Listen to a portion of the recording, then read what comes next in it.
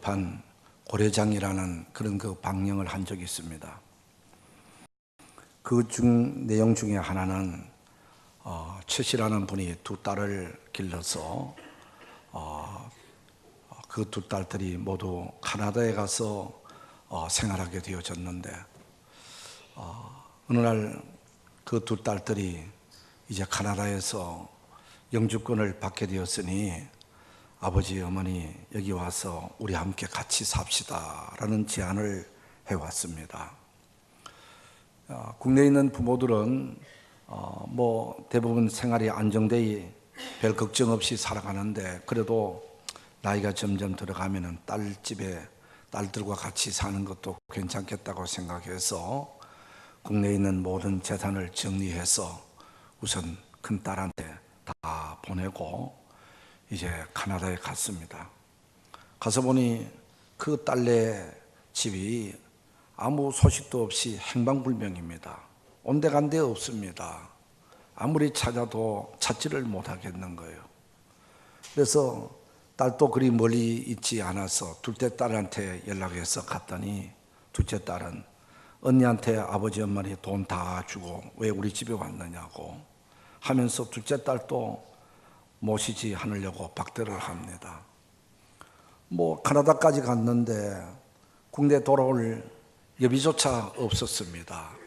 올 때 갈 데 없는 국제적인 미아가 된 것을 한인 선교회가 알고 한국 한인교회에서 자그마한 쪽방방을 하나 마련해 주고 거기서 종이를 줍고 깡통을 주면서 겨우 생활하고 있던 이런 내용을 방영한 적이 있습니다.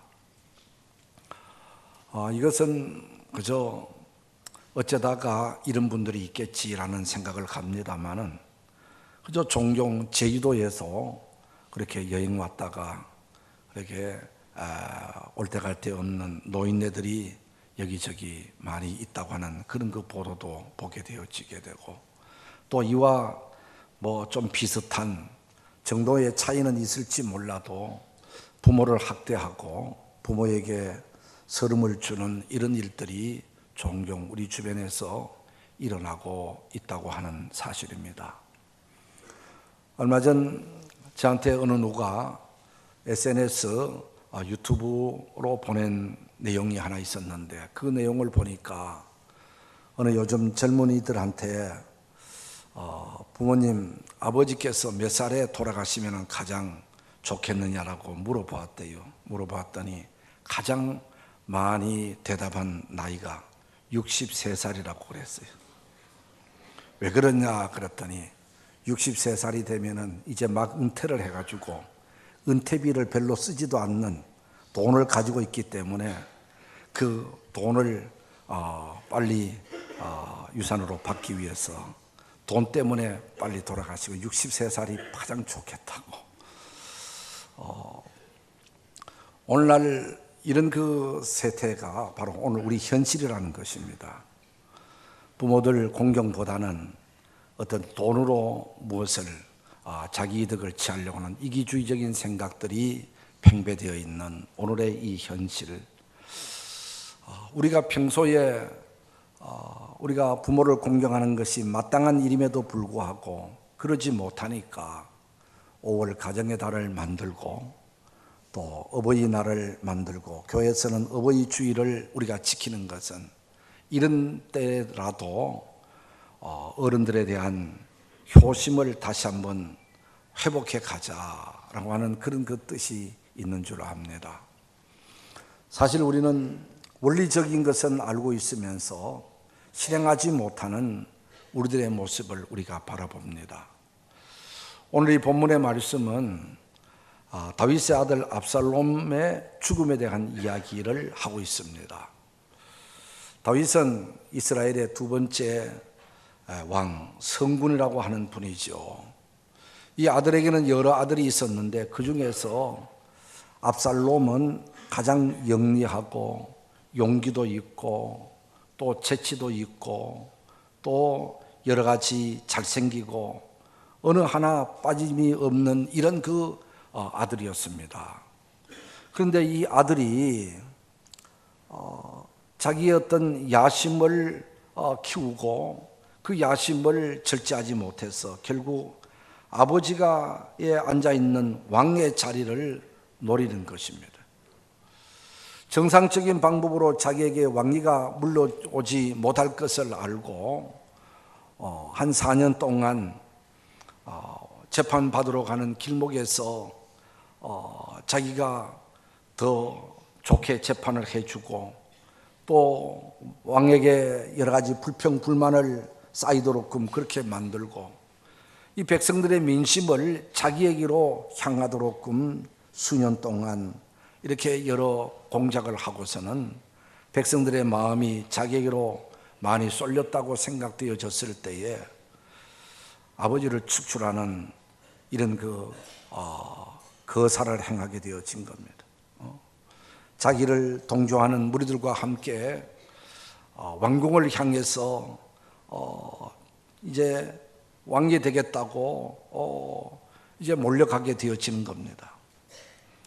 왕궁에 있던 아버지 다윗은 아들 압살롬이 반역을 하여서 이렇게 왕궁을 향해서 몰려오고 있다는 이야기를 들으니 참 기가 차고 참 할 말이 없습니다.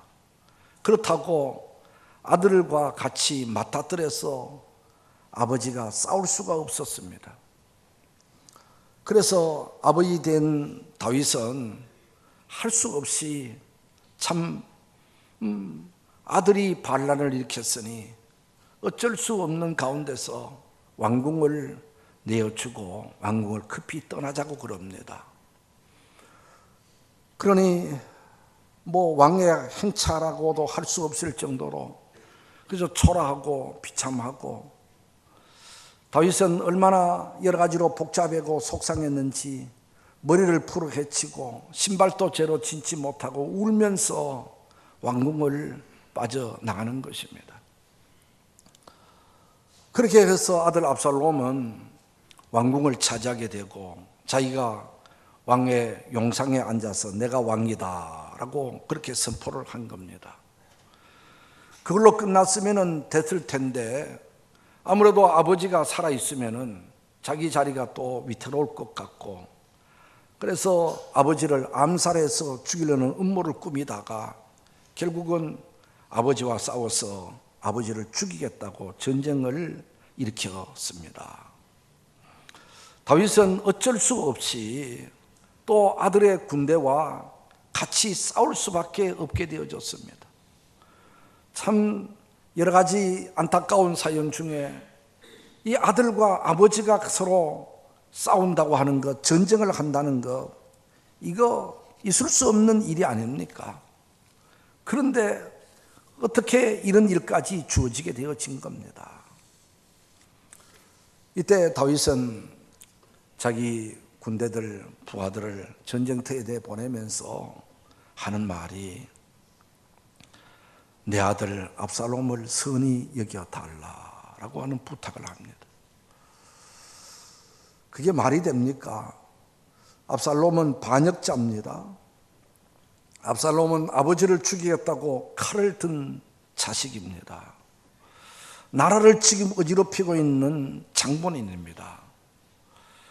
일반적으로 봤을 때 그놈을 당장 잡아다가 하옥시키라든지 목을 치라든지 해야 될 그런 그 입장인데도 불구하고 아비된 다윗은 내 아들 압살롬을 선히 여겨달라 그런 부탁을 장군들에게 하는 것입니다. 이것이 곧 아비의 마음이다라는 것입니다. 아들은 어느 하나 이쁜 곳이 없고 아들은 삐뚤어졌고 빗나갔고 아버지를 죽이려고까지 전쟁을 일으켰는 이런 몹쓸 아들, 이런 아들이지만은 아버지는 이런 아들까지 품어주려고 했었고 이런 아들까지 사랑했고 이런 아들까지 끝까지 그저 편이 되어 주려고 했었던 것이 바로 아비의 마음이다라는 것을 우리가 발견하게 되어지는 겁니다. 전쟁하는 동안에도 전쟁의 승패에는 다윗에게는 별로 관심이 없는 것 같습니다. 아들 압살롬이 혹여라도 잘못될까 봐, 아들 압살롬이 혹여라도 다칠까 봐, 아들 압살롬이 그 전쟁에서 혹여라도 비극적인 일이 일어날까 봐 노심초사하며 마음을 졸이고 있는 것이 아비의 마음이었습니다. 이렇게 해서 얼마 후에 전쟁터에서 전령이 쫓아옵니다. 그 쫓아온 전령에게 다윗은 선뜻 제일 먼저 하는 말이 내 아들 압살롬은 살아있느냐? 이 소리부터 하는 겁니다. 그럴 때 그 전령은 왕을 대적하고 또 왕을 힘들게 하는 모든 자들은 그 청년과 같이 되기를 원합니다 라는 이야기를 합니다. 이야기는 곧 압살롬이 죽었다고 하는 이야기입니다. 이야기를 듣자마자 아비 다윗은 모든 백성들 왕의 체면도 내려놓고 위층으로 올라가서 내 아들 압살롬아, 내 아들 압살롬아 하면서 통곡하며 울었다고 하는 것입니다. 여기 다윗의 눈물, 다윗의 통곡은 물론 아들을 사랑하는 마음이 있었겠지만 한편으로는 내가 잘못했어, 내가 바로 사지 못했어, 내가 범죄했어, 내가 삐뚤어졌어, 내가 받을 형벌을 아들이 받는다고 하는 그런 그 마음인 것입니다. 왜냐하면 다윗이 어느 날 옥상에 올라갔다가 저 먼 발치에서 목욕하는 여인을 보고 욕정이 일어나서 그 여인을 데려다가 간음을 합니다. 그것으로 끝난 줄 알았는데 얼마 후에 그 여인이 아기를 가졌다는 얘기를 듣고 그것을 덮어보려고 그 남편이 군인이어서 전쟁터에 나가서 그 군인을 불러다가 자기 집에서 부인과 함께 잠을 자도록 유도를 했지만은 그러나 그 밧세바의 남편 우리아는 내 동료들은 전쟁터에서 목숨을 걸고 조국을 위해서 싸우고 있는데 내가 어찌 집에서 아내와 함께 즐거움을 나눌 수 있겠느냐 하면서 집에를 가지를 않습니다. 그 이튿날 또다시 유인을 해봤지만 가지를 않습니다. 얼마나 충성스러운 부하고 군인입니까?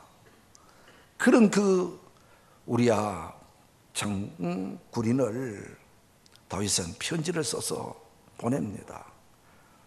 이 사람을 가장 치열한 전쟁 때에 제일 앞장군에 세우라는 것입니다. 한마디로 죽이라는 말이죠.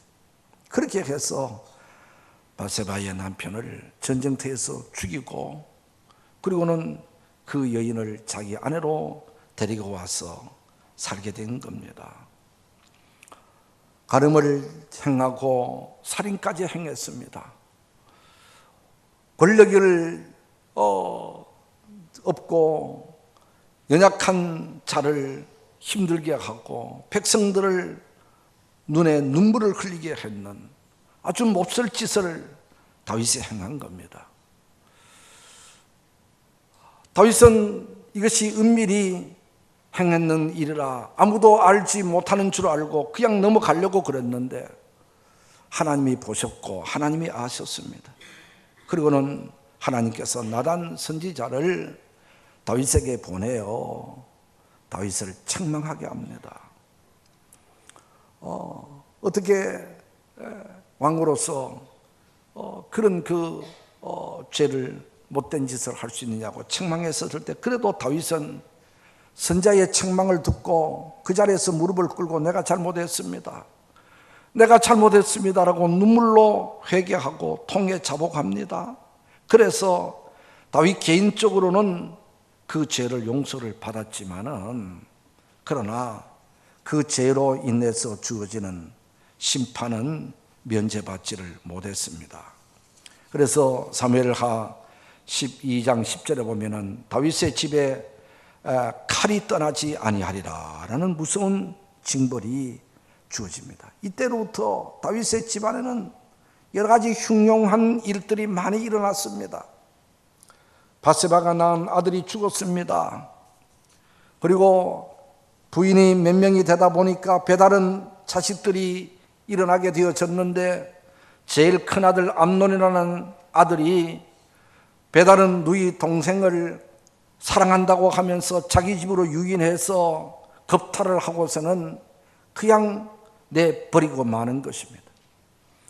이 누이 동생 다말은 머리를 풀어 헤치고 울면서 그 큰오빠 암논의 집에서 쫓겨납니다.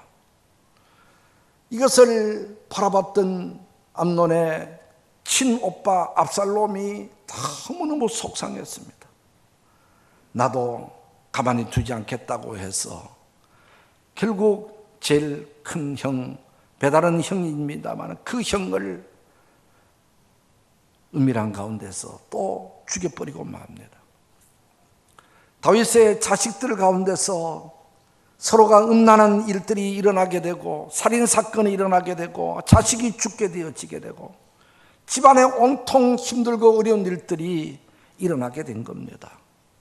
이렇게 해서 압살롬이 자기의 맏형을 죽인 이런 살인사건으로 통해서 아버지가 화가 나고 아버지가 겁이 나서 멀리 도망을 갑니다.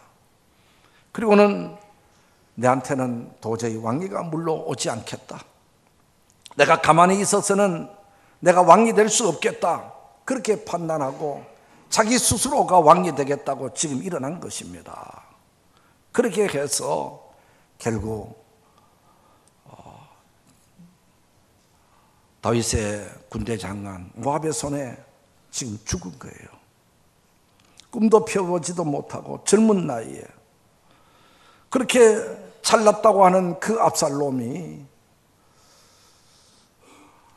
비참하게 죽은 거예요. 이 소식을 들은 아비 다윗은 내 때문에 내가 바로 사지 못해서 내가 죄를 지어서 내가 하나님 앞에 범죄해서 내가 몹쓸 죄를 지어서 나 때문에 내 자식들이 이런 어려움을 겪고 있구나. 나 때문에 내 자식이 꿈도 펴지 못하고 저렇게 비참하게 죽어갔구나.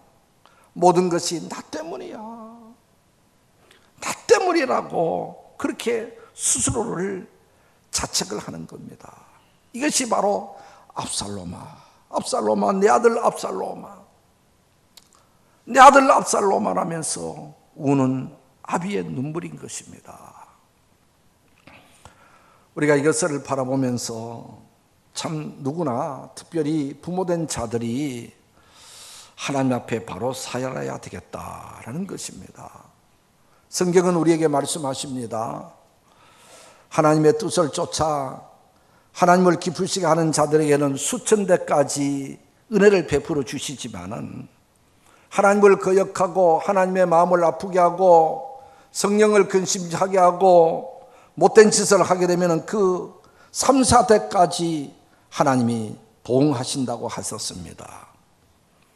오늘 우리는 우리의 삶으로 끝나는 것이 아닙니다. 어떤 면으로든지 우리 가족들에게, 특별히 우리 자녀들에게 내 삶이 영향력이 미쳐간다는 것입니다. 우리가 믿음으로 살고 신앙으로 살고 하나님의 뜻대로 살고 하나님을 기쁘시게 하면은 우리의 자녀들에게 복이 물려져 가는 것이고, 내가 바로 사지 못하고 내가 삐뚤어지게 살고 내가 범죄하고 내가 하나님의 마음을 아프게 하면은 내가 잘못한 것으로 인해서 우리 자녀들이 힘들어지게 되고 우리의 자녀들이 고통을 당하게 되어지게 되고 우리 자녀들이 삐뚤어져 간다는 것입니다. 압살롬이 삐뚤어지게 된 이유가 뭡니까? 압살롬이 아버지를 대항하고 아버지에게 칼을 들이대고 아버지를 죽이겠다고 한 아들이 처음부터 그런 것이 아닙니다. 다윗이 범죄하고 난 이후로부터 그 아들이 삐뚤어진 것입니다. 그 이후로부터 압살롬이 아버지를 곱게 대하지 못하게 되어진 것입니다. 아버지를 죽이겠다고 칼을 갖게 되어진 아들이 된 것입니다.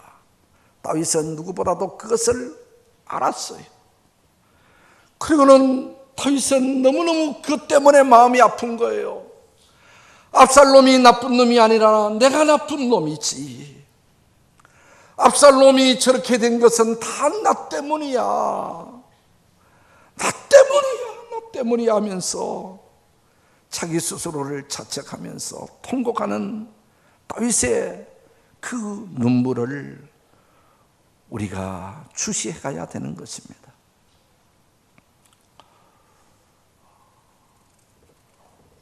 그래도 아들은 삐뚤어졌지만은, 아들은 잘못되었지만은, 그래도 다윗은 뭐라고 합니까? 내가 대신 죽었더라면, 이란 말 하잖아요. 내가 죽을 놈인데 네가 대신 죽었구나. 왕자의 자리가 중요한 것이 아니라 네가 살고 내가 죽었더라면, 이것이 아버지의 고백이고 아버지의 마음인 것입니다. 몹쓸 아들이지만은 그런 아들이 잘못됐다면은 그 모든 것이 내 때문인 것처럼 느끼는 것이 아버지의 마음이고, 비록 못된 아들이라 하더라도 부모에게 불효를 하는 자식이라도 그래도 잘됐다고 하면은 기뻐하고 좋아하는 것이, 이것이 부모의 마음이잖아요. 정말로 이 아비의 마음은 한이 없이 자식을 위해서 끝까지 사랑하고, 그리고 자식이 잘되기를 바라고, 자식의 잘못이 곧 내 때문인 줄 그렇게 자각하고 가슴 아파하고 눈물을 흘리는 것이 아버지였다라고 하는 것입니다. 다윗만 그러겠습니까? 오늘 우리의 아버지들도, 오늘 우리의 어머니들도 같은 마음이고 같은 모습입니다. 우리를 세상에 나가서 정말 피투성이 아무것도 모르는 것을 얼려벌려 우리를 양육시켜 주시고 또 공부시켜 주시고 오늘 내 모습이 있게 되어진 것은 부모의 그런 그 보살핌이 아니면은 우리가 있을 수 없는데도 불구하고 내가 금방 어른이 된 것처럼 생각이 들고, 내가 바로 세상에 잘난 사람이 태어난 것처럼 뚝 떨어진 것처럼 생각을 하면서 못된 것은 다 부모 탓이고 잘된 것은 다 내 탓으로 여기는 오늘 우리의 모습이 아닌가. 오늘 우리는 성경에 말씀하신 대로 내 부모를 공경하라, 그리하면 네가 땅에서 잘 되고 장수하리라는 약속의 말씀이 있는 이 부모 공경의 계명을 우리 다시 한번 회복해 가고 다시 한번 마음에 새기면서 잃어버렸던 부모 공경의 마음을 다시 되찾아야 될 줄로 믿습니다. 미국에서 홀로 아들을 키운 어머니가 계셨습니다.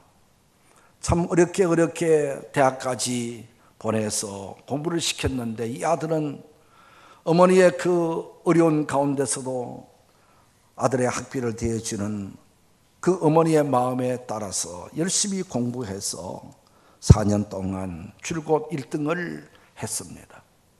그리고 졸업할 때에서는 그 수석 졸업을 하게 되었습니다. 졸업식을 하게 되었습니다.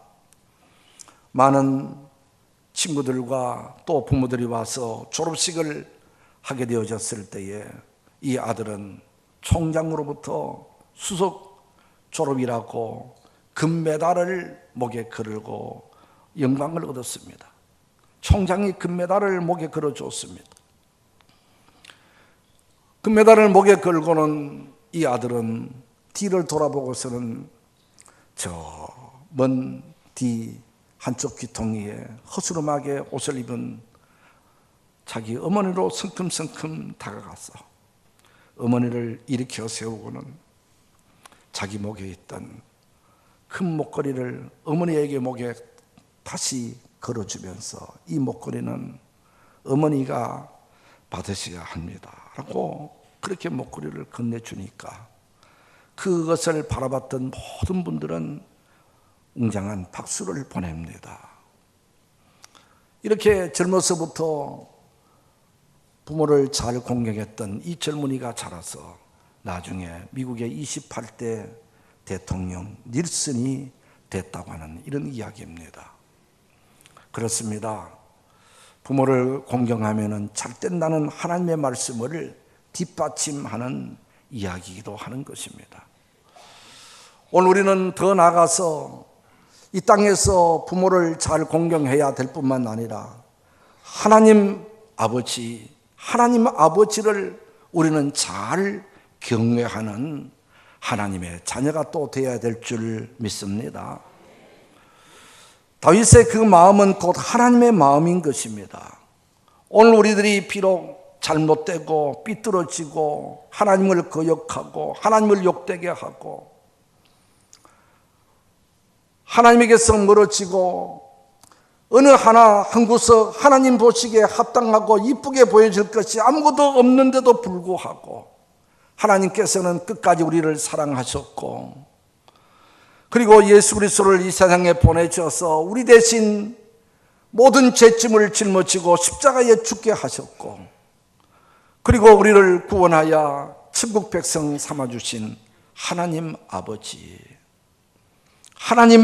마음이 바로 오늘 세상의 아버지의 마음을 우리가 표현한 것입니다.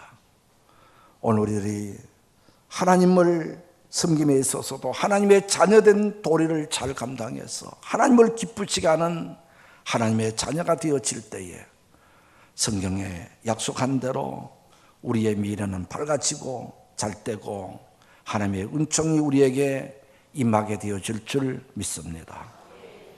기도하겠습니다. 하나님, 부모를 공경함이 마땅한 일인 줄 알면서도 얄팍한 우리의 어떤 잘못된 생각 때문에 부모의 눈에 눈물을 흘리게 하고 부모의 마음을 아프게 한 것이 많았습니다. 이 시간 우리의 마음에 부모 공경의 마음을 회복시켜 주시옵소서. 더 나아가서 하나님의 마음도 아비의 마음과 같음을 우리가 알고 하나님을 잘 공경하는 하나님의 자녀들이 되게 해 주시옵소서. 예수님의 이름으로 기도드리옵나이다. 아멘.